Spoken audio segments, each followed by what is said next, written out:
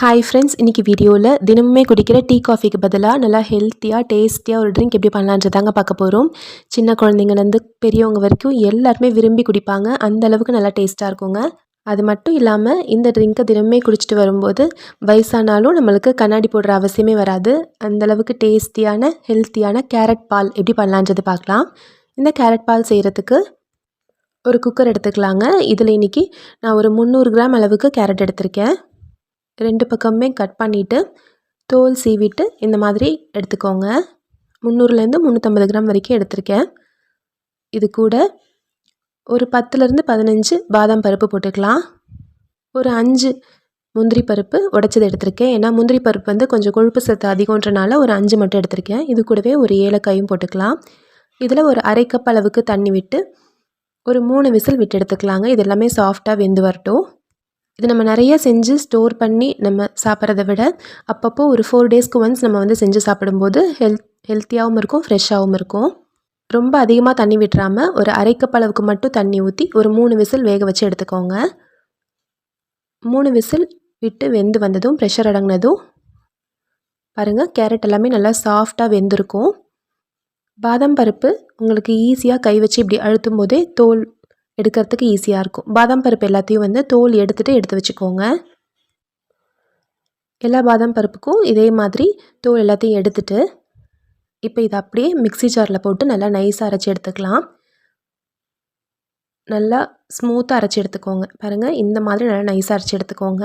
இந்த மாதிரி அரைச்சி எடுத்த விழுதை நீங்கள் ஒரு ஏர்டைட் பாக்ஸில் போட்டு ஃப்ரிட்ஜில் வந்து ஸ்டோர் பண்ணிக்கலாங்க. ஒரு 3 to 4 டேஸ் வரைக்கும் ஸ்டோர் பண்ணிக்கலாம். அதிக நாள் வச்சுக்க வேண்டாம்.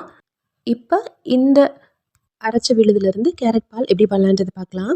இப்போ ஸ்டவ்வில் ஒரு பாத்திரத்தில் 1/2 லிட்டர் அளவுக்கு பால் எடுத்திருக்கேன். காய்ச்சாத பால் தாங்க எடுத்திருக்கேன்.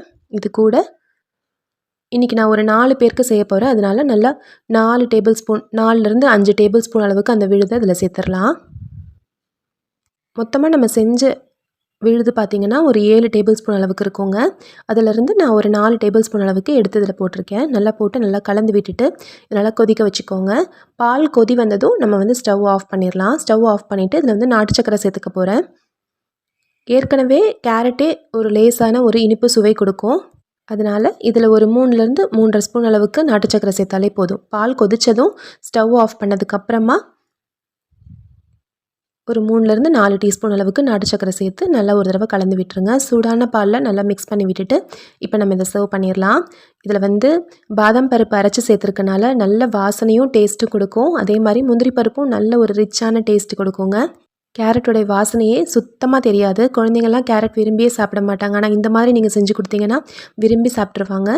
இதை வந்து நம்ம இப்போ சூடாகவே பரிமாறிடலாம்.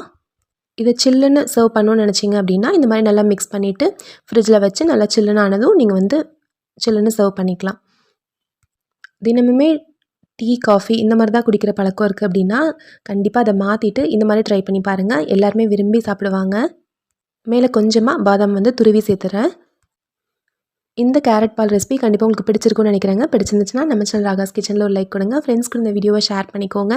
செஞ்சு பார்த்துட்டு எப்படி வந்துச்சுன்ற சொல்லுங்கள். தேங்க்யூ.